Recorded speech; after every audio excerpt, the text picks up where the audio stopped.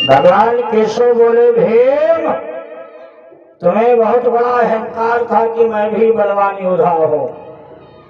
आओ एक दिन भगवान कन्हैया से जब भीम ने कहा मैं बलवान हूं प्रभु ना, तो भगवान समझ गए कि भीम के अंदर अहंकार बन चुका है। तो भगवान सामने का, भीम चलो टहलने चले। अब भीम को टहलाने ले गए भगवान कन्हैया, काफी दूर निकाल ले गए तो एक छोटा सा जलाशय भरा है, थोड़ी दूर जगह में जल भरा है। भगवान बोले, भीम स्नान तो नहीं करोगे? भीम ने कहा, घर में तो लग रही है। भगवान ने कहा, तुम चलो आगे जलाशय स्नान करो, तब तक हम आ रहे। भीम को इतना घमंड है, भीम दौड़ते हुए गए और उसी जलाशय में झड़ाम से कूद गए। भीम कूद तो भैया गए, अब इनको किनारा नहीं मिल रहा है। भीम डूबने लगे, अंदर ना तो चाला है न मट्टी है, खाली पानी तो भरा। भीम बड़ी जोर चिल्लाए, ऐ कन्हैया बचाओ। भगवान दौड़ के गए, भीम का हाथ पकड़ा, बाहर निकाला। तो भीम बोले, प्रभु ये कैसा जलाशय है, इसमें किनारा है ही नहीं। तो भगवान ने कहा, भीम ये जलाशय नहीं है, एक खोपड़ी का डिब्बा पड़ा था, उसमें पानी भर गया है। ये खप्पर का और खोपड़ी का डिब्बा, इमा पानी भरो है। तो भीम बोले, कहीं की खोपड़ी का डिब्बा है? तो भगवान बोले, ये तुम्हारे पोता की खोपड़ी का डिब्बा है। हाँ, जो घट कर मारा गया था, तो इसका जो डिब्बा है पड़ा रहा, पानी भर गया। तो भीम ने कहा, धन्य भगवान, जब एक खोपड़ी डिब्बा इतना बड़ा तो शरीर कितना बड़ा होगा। भगवान बोले, भीम तुम क्या योद्धा हो? अरे योद्धा एक से एक हो चुके हैं, जिनके तुम बराबर नहीं हो। भीम ने प्रणाम किया, प्रभु अब जीवन में हमें अहंकार नहीं होगा। कुछ लोग तो बोलने लगते हैं मैग पर, हमने सुना है कलयुग में अगर किसी को कुछ पूछना है तो पूछ सकता है, अनाउंस करते हमने सुना है। लगता जैसे ब्रह्मा के नाना वह भैया, भाई हरि अनंत हरि कथा अनंता, कहाँ सुनाई बहुविध सुच संता। देखो विशेषज्ञ तो माना जा सकता है, शर्मा जी विशेषज्ञ तो मान सकते हो, लेकिन पूर्णज्ञ कोई नहीं है। पूर्णज्ञ है तो केवल ब्रह्म है। भीम चरणों में लिपट गए, प्रभु आज हमें ज्ञान हुआ कि हमसे बलवान कोई था। वही भगवान कहते हैं, भीम युद्ध करो। भाई तुम बलवान समझते हो अपने को, तो भीम की आंखों में घुसा मारा है, प्रभु अब हम जिंदा नहीं बचेंगे दुर्योधन के आगे। क्यों भाई? दुर्योधन के शरीर पे गदा मारो चिंगारी निकलती है, इसका मतलब शरीर बदल गया है। तो भगवान ने कहा, युद्ध करते रहना, मेरी तरफ देखते रहना। युद्ध होते होते जब दुर्योधन ने भीम के बाएं अंग पर गदा का प्रहार किया, तो भीम ने भगवान के इधर देखा, धिक्कारी मार के रोए। तो भगवान ने अपनी जंघा पर इशारा किया, परेशान न हो भीम, कमर के नीचे प्रहार करो।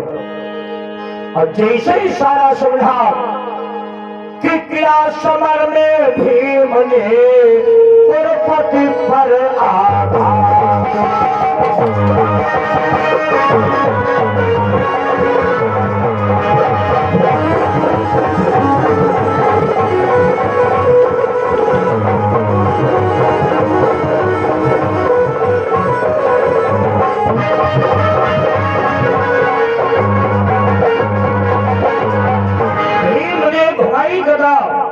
और जैसे दुर्योधन के कमर पर प्रहार किया कि बकोदरा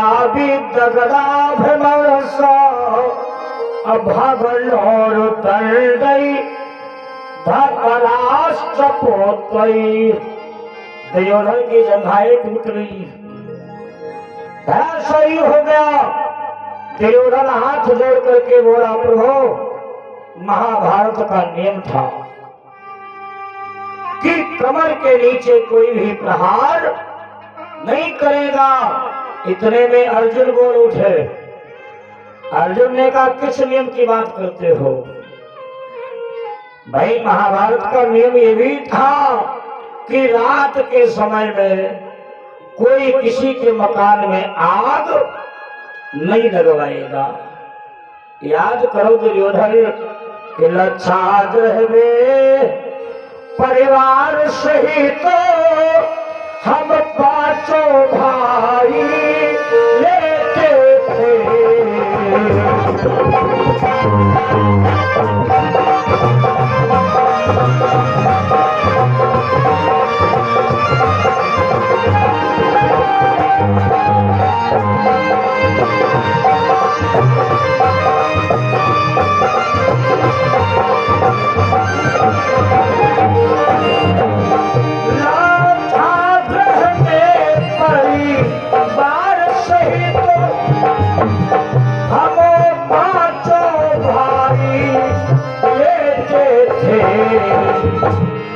पर आप लगाई दुर्योधन, पर आप लगवाई दुर्योधन, धो करके हम चलते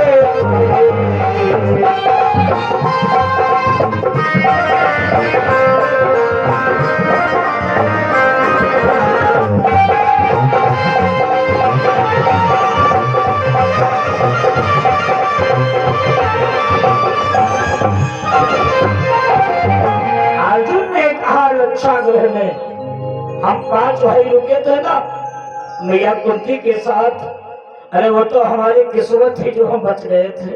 तब तेरा न्याय कहाँ गया था? और दुर्योधन, महाभारत का नियम ये भी था कि अबला नारी का अपमान नहीं किया जाएगा।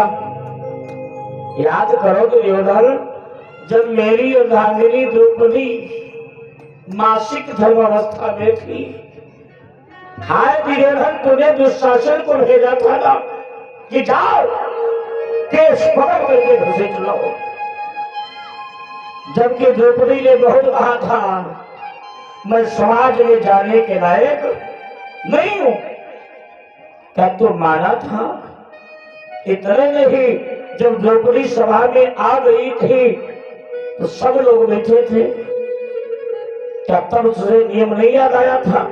अरे ये भी बात छोड़ दे, महाभारत का नियम था कि किसी निहत्थे योद्धा पर कोई वार नहीं करेगा। याद करो दुर्योधन, मेरा बेटा अभिमन्यु वो अकेला था भाई, 7 महारथी उसे बराबर मान रहे थे। तब तेरा नियम कहा गया था? अर्जुन ने इतने प्रश्न कर दिए बंधु, दुर्योधन निरुत्तर हो गया। 5 पांडव वहां से चले आए। अब दुर्योधन अपने शरीर की रक्षा के लिए गदा घुमा रहा है। तो रात्रि का समय है, सियार बांध समझने दौड़ते, कुछ समय नहीं था। सूर्य जी कहते हैं अचानक वहां पर गुरु द्रोणाचार्य का बेटा जिसका नाम है द्रोणी, वो आ पहुंचा। तो शौनक ऋषि ने प्रश्न कर दिया, प्रभु आखिर ये द्रोणी था कहां? और अगर द्रोणी होता तो दुर्योधन इतनी जल्दी मारा नहीं जाता। बताओ आखिर कहा था? तो सूर्य जी कहते हैं आओ सुनो। बात उस समय की है, भगवत का युद्ध हो रहा था। भगवान ने भीम को अपनी शक्तियां प्रदान की।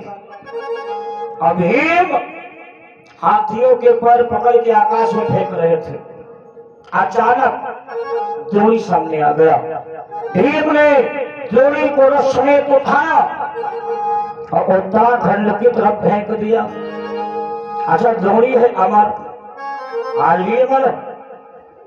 ये रथ समेत गया, भगवान भुवनेश्वर का मंदिर बना है उत्तराखंड में।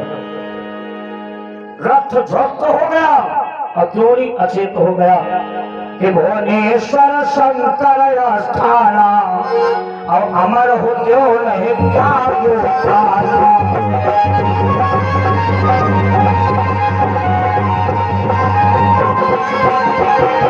भुवनेश्वर शंकर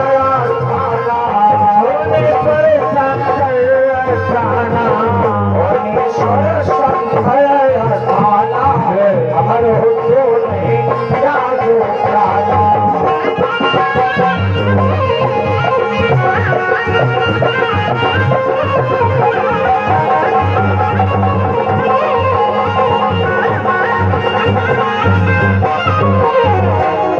जैसे ही द्रोणी अचेत हुआ तो भगवान शिव प्रकट हो गए।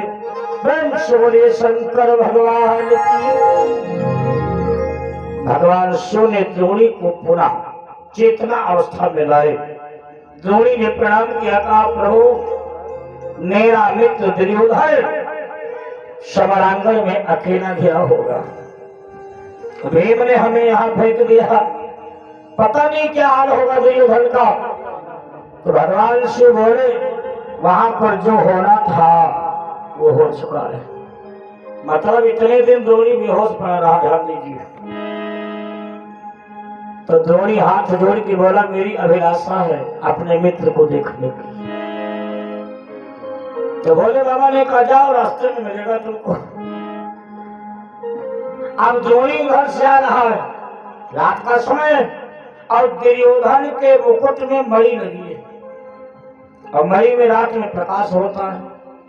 जैसे मणि के प्रकाश को द्रोणी ने देखा समझ गया कि मेरा मित्र हो सकता है। और चलता हुआ जब पास में गया तो दुर्योधन कला घुमा रहा है। जैसे दुर्योधन को द्रोणी ने देखा धिक्कारी मार के रोया, भाई ये हालत आपके किसने की? तो दुर्योधन कहता है द्रोणी मेरे पास आ जाओ। तो कमर टूटी है ना, चल नहीं सकता है। द्रोणी पास में गया, दुर्योधन ने रक्त शरी मिट्टी उठाई और द्रोणी का तिलक कर दिया। अरे एक बात बताओ, अन्याय किया दुर्योधन ने यहाँ पर भी। अगर बैनामा तुम्हारे पिताजी के नाम नहीं है भैया तो क्या तुमको अधिकार है किसी को बैनामा करने का? जब बप्पा के नाम बैनामा है तो भैया कहाँ बैनामा हो जाएगी? राजा कौन है? पांडु। धृतराष्ट्र का राजा अभिषेक नहीं हुआ था ना। अरे पिता राजा नहीं तो बेटा राजा कैसे हो गया? द्रोणी बोला जाओ आप मेरा राजा अभिषेक करते हो तो बोलो क्या चाहिए? दुर्योधन ने कहा जाओ पांचों पांडवों के शीश काट करके हमें दे दो, क्योंकि जब तक पांडव जिंदा रहेंगे तब तक तो राज्य नहीं पाओगे। कि जब तक वह पांडव जिंदा है राज्य तो नहीं तुम पाओगे।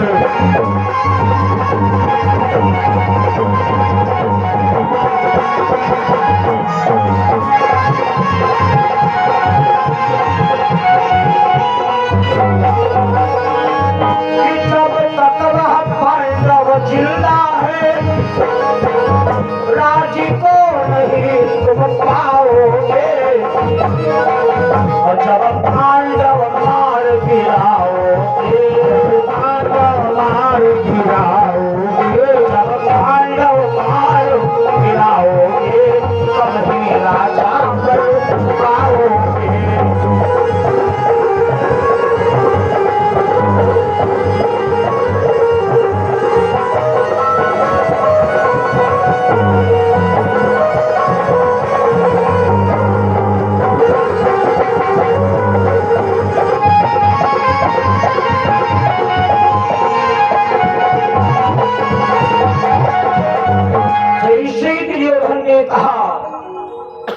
अगर तुम हमारे सच्चे मित्र हो तो हमारे शत्रुओं के शीश काट करके ला के दो। दुर्योधन की बात सुनकर द्रोणी ने वचन दे दिया। इसे कहते हैं भैया सच्चा मित्र। और कलयुग में कौन मिलते हैं? व्यवहारी। हाँ हाँ, व्यवहार काहे का है मालूम? तुम्हारे पास खूब रुपया भरा हो जाओ भैया, हजारों व्यवहारी, हजारों नातेदार, हजारों रिश्तेदार। अगर तुम्हारे पास रुपया नहीं है तो बोलो कोई हालचाल पूछता है? कोई नहीं। बनी बनी के चेहरे पे लाखों निशान होते हैं, लेकिन जब बनी बिगड़ती है तो दुश्मन हजार होते हैं। गुरु जी वचन दे दिया, दिन भर में कहा जाओ। अब जोड़ी वहां से चला। भाई गर्मी का महीना था, तो कहाँ उत्तराखंड, कहाँ कुरुक्षेत्र, दूरी है ना, और कहाँ भैया दिल्ली, इसका नाम हस्तिनापुर है। आना हस्तिनापुर है, तो रास्ते में एक पेड़ लगा है बिलवा। द्रोणी ने विचार किया चलो थोड़ा आराम कर ले।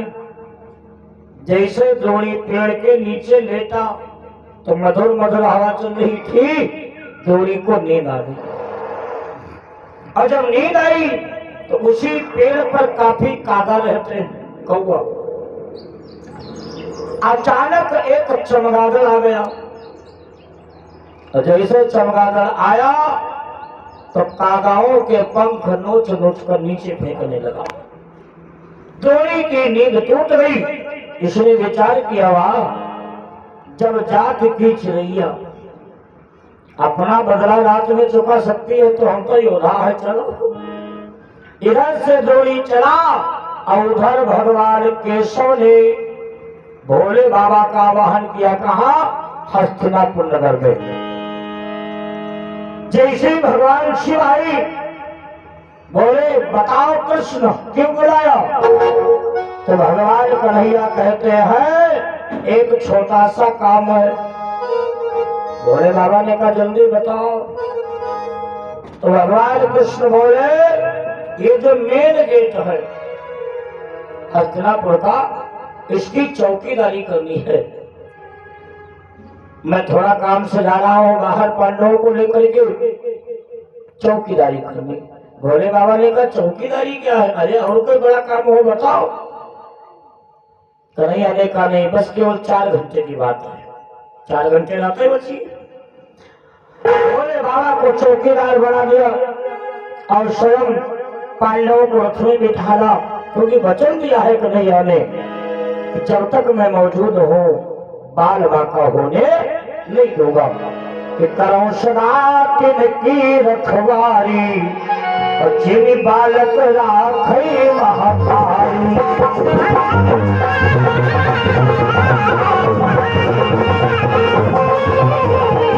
करो सदा तिनकी रखवारी, करो सदा तिनकी रखवारी, करो सदा तिनकी रखवारी, जिन बालक राखे महातारी।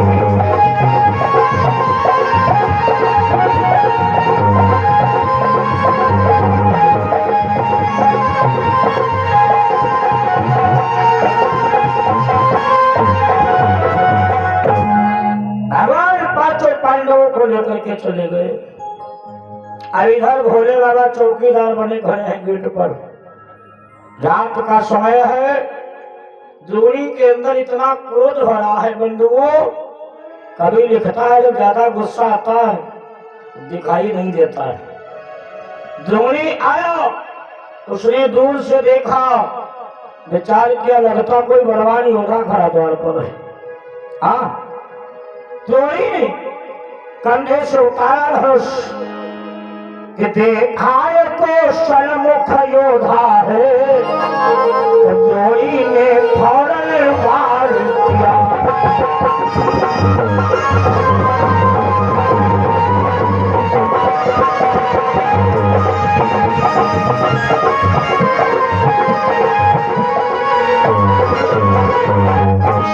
कि देखा तो सन्मुख योद्धा है, तो द्रोणी ने फौरन वार किया। और जो बारी पहुंचा भोले पर, उसको देखो बेकार किया।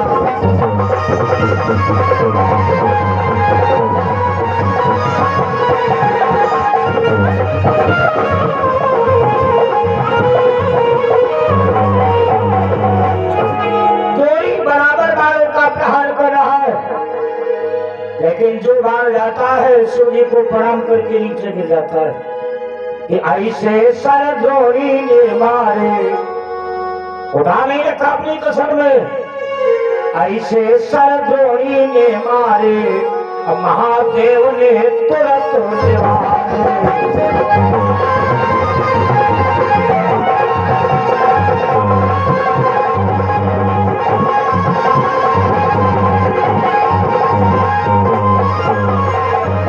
व्यास जी लिखते कि द्रोणी के पास जब कोई अस्त्र नहीं बचा तो द्रोणी के पास जो धनुष था उसे तोड़ डाला, धनुष तोड़ करके हवन की संविधा बनाई और हवन वेदी का आवाहन किया। जैसे हवन वेदी सामने आई तो उसने धनुष की जो संविधा है हवन कुंड में लगाई, हाथ जोड़ के बोला, ए महाकाल भोत भावन भोले बाबा, ये अपराजित मित्र द्रोणी दुर्योधन का बदला न लेने के कारण अपने प्राणों की आहुति देने जा रहा है। और जैसे हवन वेदी में बैठने चला तो भगवान शिव ने घर बैठा कि बड़े भागे मानुष तनो पावा, बड़े भागे मानुष तनो पावा, बड़े भाग मानुष तनो पावा, भाग्य मानुष तनो पावा, बड़े भाग मानुष तनो पावा, भाग्य मानुष तनो पावा, शुक्र अवसर खाने आवा,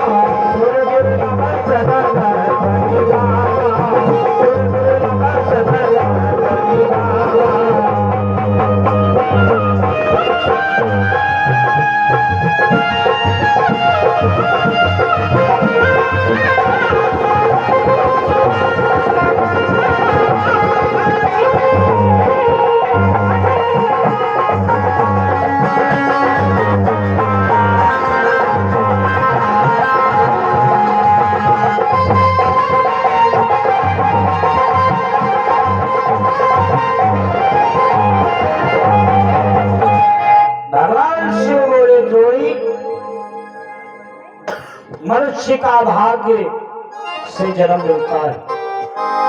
तो जैसे भोले बाबा ने डांटा, अब द्रोणी ने ध्यान से देखा कि ये बलवान योद्धा नहीं है ना, हमारे इष्ट देवता शिव खड़े। प्रणाम किया, प्रभु आप यहाँ? भोले बाबा ने कहा क्यों भाई, कोई बड़ी बात है हमारी यहाँ? भाई कोई हमारे काम आता है, हम किसी के काम आते हैं, ये तो दुनिया का दस्तूर है भैया। लेकिन तुम बनने क्यों जा रहे हो? द्रोणी बोला, सच्चा मित्र वही है जो अपने मित्र का दुख बांट सके। और मित्र भैया दुखी है और दूसरा मित्र नकारा बजवा रहा है।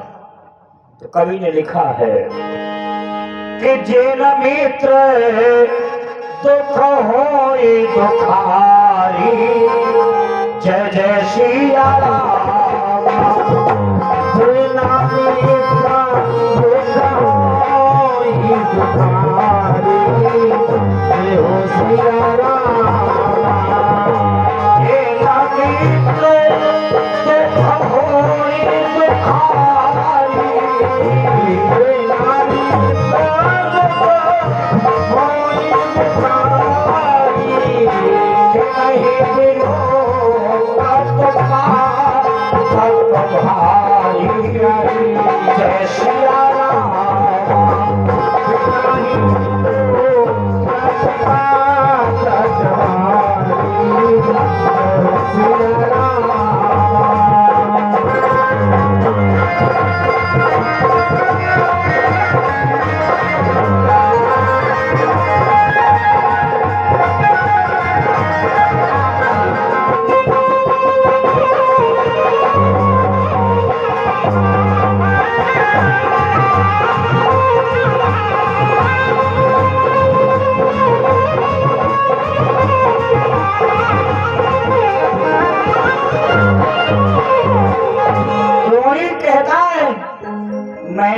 अपने मित्र दुर्योधन को वचन दिया था कि पांचों पांडव के शीश काट करके जब मैं आपको दे दूंगा तब मेरा चेहरा देखोगे।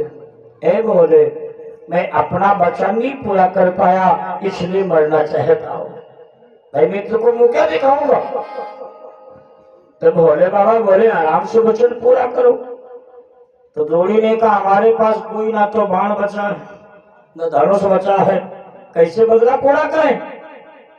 तो भगवान शिव ने द्रोणी को एक कृपाण दी।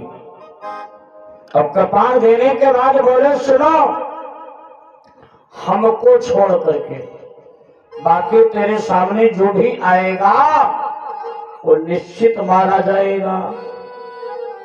आखिर भोले बाबा ने ऐसा क्यों कहा कि हमको छोड़ करके? इसका मतलब है भगवान भोले धोखा उठा चुके हैं। याद करो जब भस्मासुर ने तपस्या की है तब भोले बाबा का सिंहासन जगमगाया, पार्वती मैया बगल में बैठी थी। बोली क्या हुआ?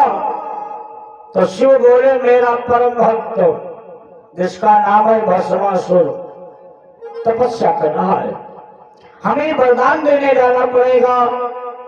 तो पार्वती मैया ने कहा मैं भी चलूंगी। भोले बाबा हाथ जोड़ के बोले पार्वती तुम न जाओ, काहे?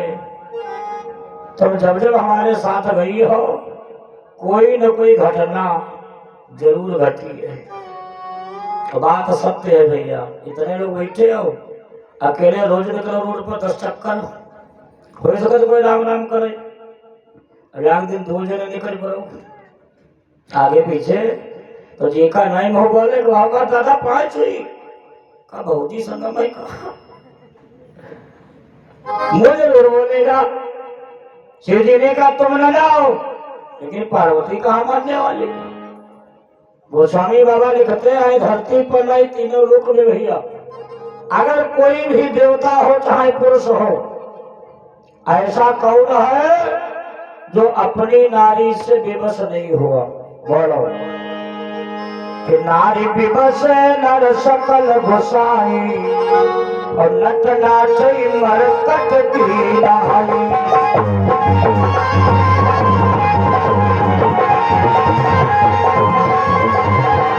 नारी विवश नर सकल गोसाई, नर सकल गोसाई, नारी विवश नर सकल गोसाई, नट नाचई मरकट की रानी।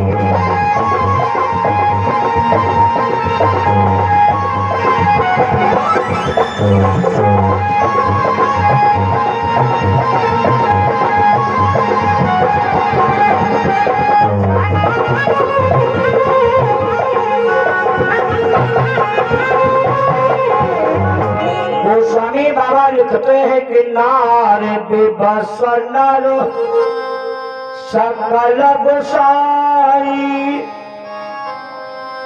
तुम कत्ते बड़े हिम्मती हो, भले प्रधानमंत्री बन जाओ, लेकिन अगर तुम्हारे घरवाली कहे लगे सुनाओ अगर कल यह चीज न लाए हो तो तुम नहीं कि हम नहीं। देखिए तुम्हारी हिम्मत हो न लेकर आए हो। तो नारी विवश नर, जब भोले बाबा विवश हो गए तो हम आप क्या है?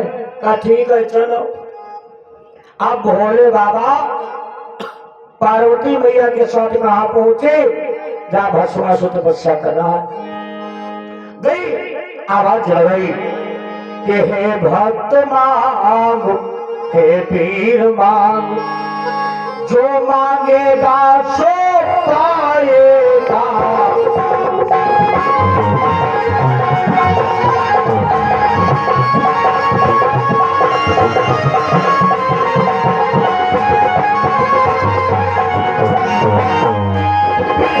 भक्ति मांग है दिल मांग, जो मांगेगा सो पाएगा।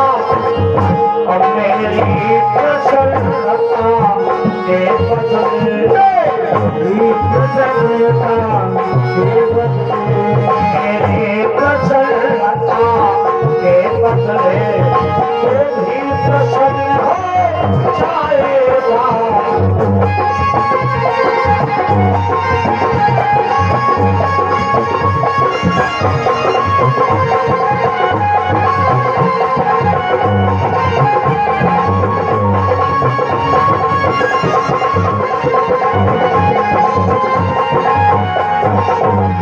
भगवान शिव ने कहा बेटा वरदान मांगो।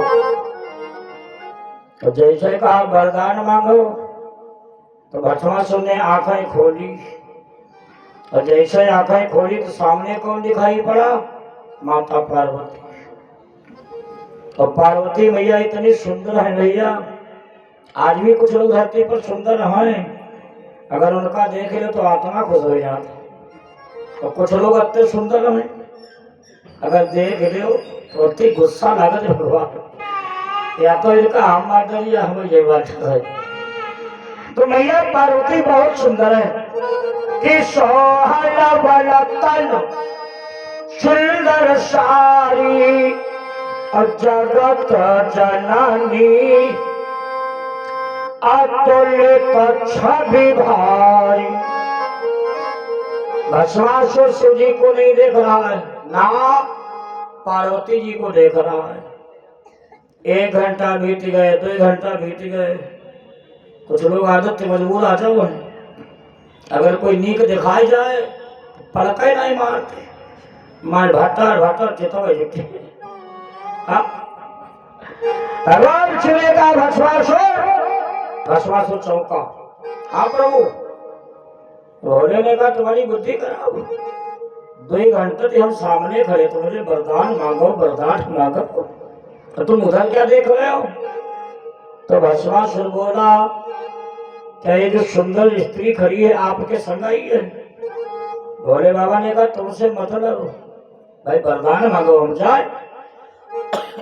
अच्छा भस्मासुर के मन में पार्वती की सुंदरता उतर चुकी है, तो भस्मासुर ने विचार किया ऐसा वरदान मांगूंगा कि इस सुंदरी को अपना लूंगा।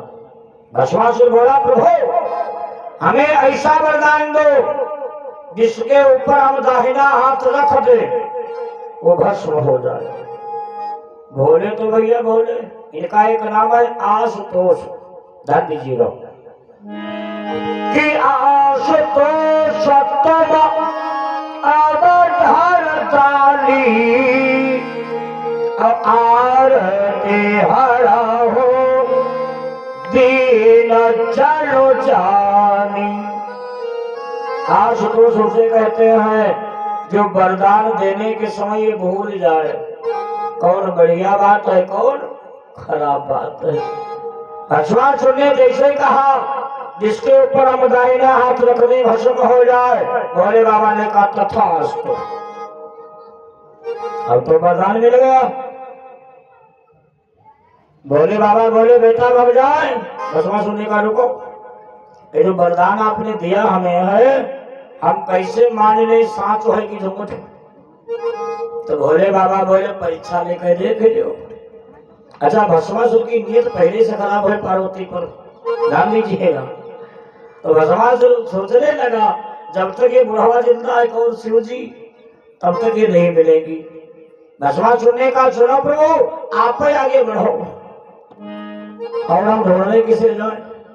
इससे जानते हो क्या नहीं होता है? जाते नीच बढ़ाई पावा।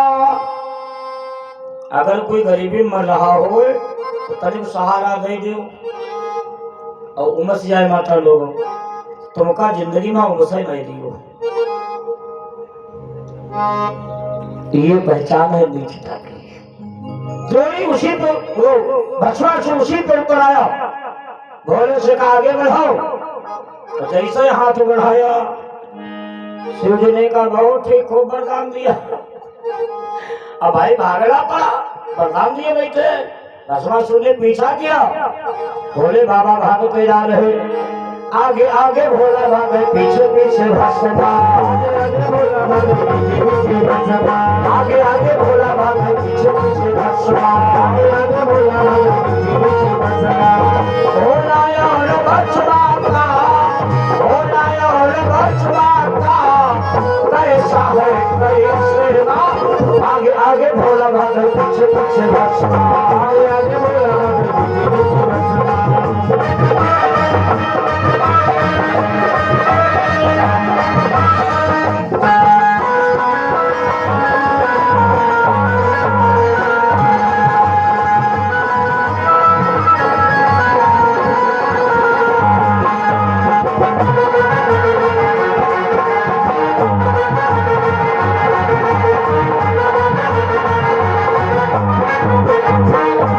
बेचारे भोले बाबा भागते भागते भागते भागते कहाँ तक भागोगे?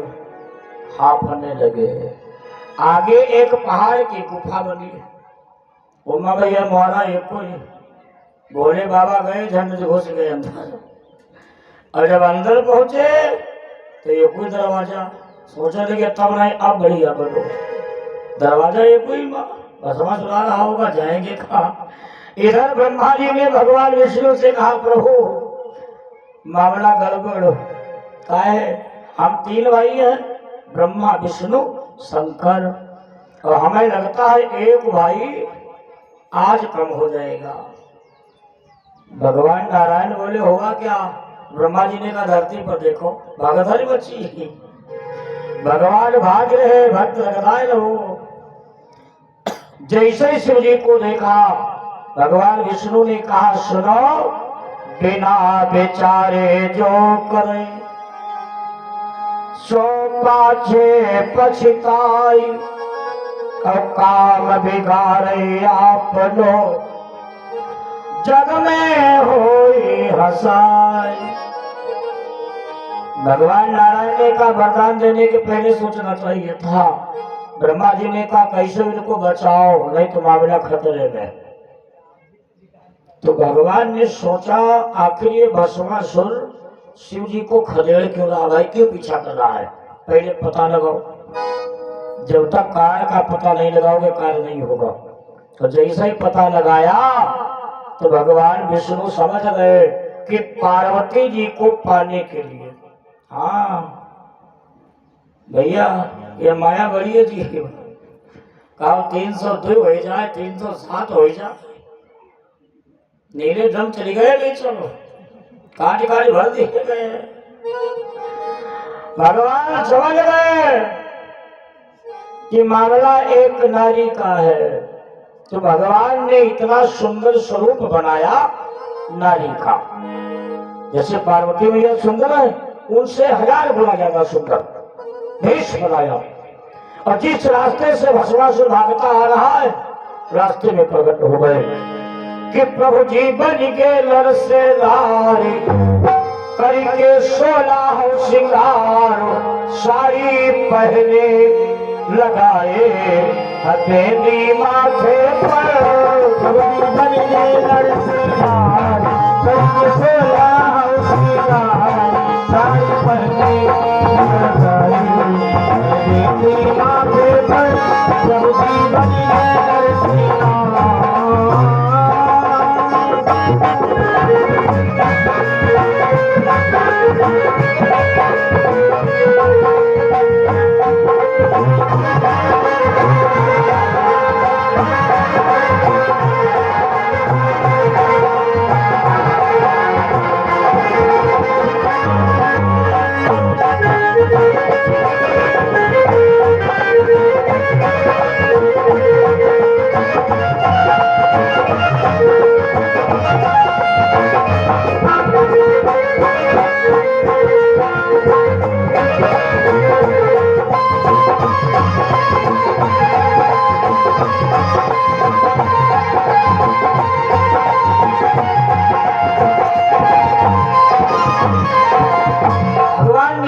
सुंदर स्वरूप बनाया, बजनी पहले पहनी।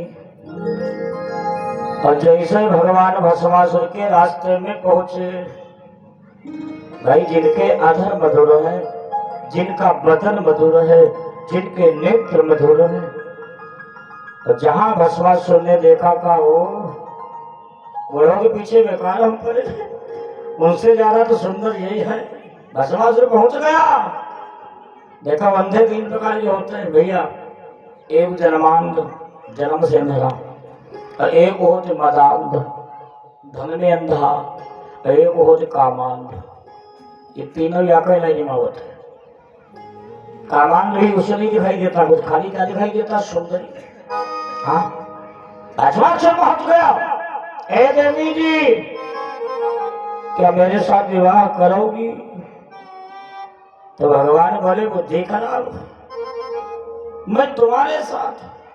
अरे मैं विवाह उसके साथ करूंगी जो बहुत बलवान होगा। भस्मा सुनने का इस समय तीनों लोक में हमसे ज्यादा बलवान कोई नहीं है।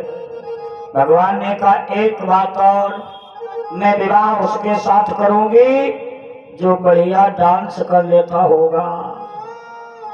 वृंदावन की आज भी प्रथा है, वृंदावन की लड़की किस्मत फूट जाए भले बाहर पहुंचे, नहीं तो वृंदावन की मथुरा, मथुरा की वृंदावन, गोकुल, वही मायका पाओगे, उनका ससुराल भी वही। और जो पति होगा बढ़िया नाच लेता होगा। हाँ जैसे भगवान ने कहा जो बढ़िया डांसर होगा, तो भस्मासुर बोला नंबर 1। हाँ हमसे बढ़िया कोई नाच ही नहीं पाता। भगवान बोले हम कैसे माने है, ये माया है भगवान की। भस्मासुर नाचने लगा। भगवान ने कहा इससे नहीं। अब देखो अगर भस्मासुर अंधा न होता तो बुद्धि काम करती। वरदान मिला है कि जिसके ऊपर दाहिना हाथ रख दोगे भस्म हो जाएगा। भगवान बोले ऐसे नहीं नाचा जाता है। तो भस्मासुर ने कहा तुम बताओ। भगवान ने बाया हाथ कमर पे रखा और दाहिना अपने शीश पे रखा। ऐसे नाचो कि बाया कमर पे हाथ हो, दाया हो सर पे हाथ हो। बाया कमर पे हाथ हो, दाया हो सर पे हाथ। सभी के सबके भस्मासुरों के साथ।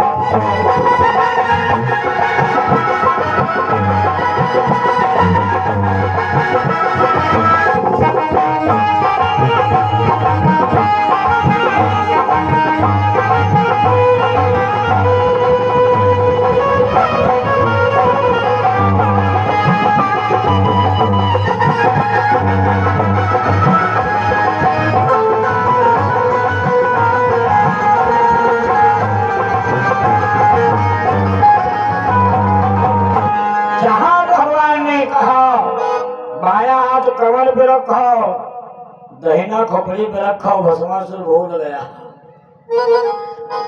जहां दहिना हाथ खोपड़ी पे रखा भस्मासुर जल करके भस्म हो गया। अब भगवान नारी स्वरूप में गुफा के पास गए, का बाहर निकलो बोले। और जैसे भोले बाबा बाहर आए भगवान की सुंदरता देखी तो भोले बाबा लट्टू। भगवान बोले बुद्धि खराब हो गई, अगर हम इतना सुंदर रूप न बनाते तो क्या तुम्हारी जान बचा पाते? वही बात भोले बाबा को याद है।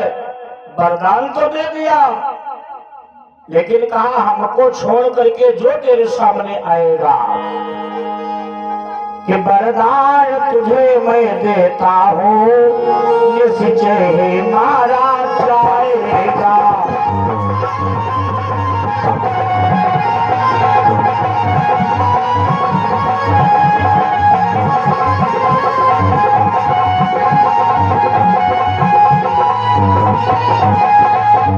भगवान शिव ने कहा जाओ, तो जैसा ही कहा जाओ तो जिस गेट पर भोले बाबा खड़े हैं उसी गेट की तरफ बढ़ा।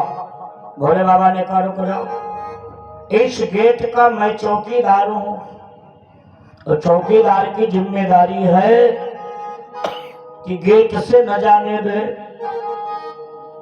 तो द्रोणी बोला फिर हम जाए किधर से? धन्य हमारे चौकीदार। भोले बाबा बोले पिछोड़े तो कूद जाओ। ये द्वारे मार्ग जालन पई हो और गढ़ी फांद के, मतलब पिछौरे से भीतर जई हो।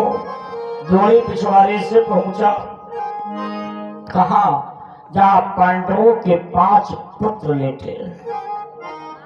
लेकिन आइए विशेषता क्या है मालूम, हर एक बेटा अपने पिता की शक्ल का है। आवाज कर ली, जाने ना मिलते कौन अम्मा कौन भैया। भैया बड़े सुंदर, अम्मा को देख रहे सुपनखा। अम्मा बड़ी सुंदर, भैया को देख रहे हो धुंधकारी। हाँ, जोड़ी धोखा खा गया कि पड़े हुए थे जिस जगह पांचाली के।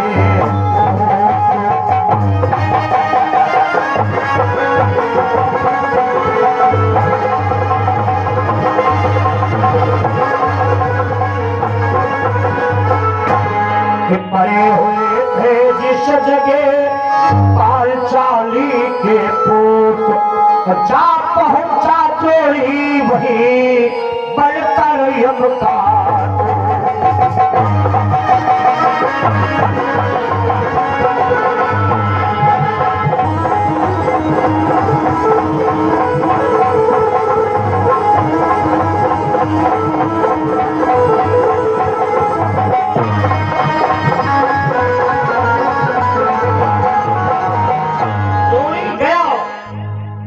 पांडवों को समझ करके देखो पहचान नहीं पाया।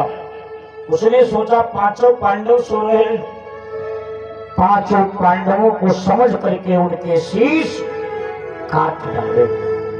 अब पांचों शीश ले करके जहां दुर्योधन बैठा है, दौड़ी गया, बोला भाई मैंने अपना वचन पूरा किया। तो दुर्योधन कहता है हमारे जानी दुश्मन है भीम, इसलिए सबसे पहले हमें भीम का शीश चाहिए।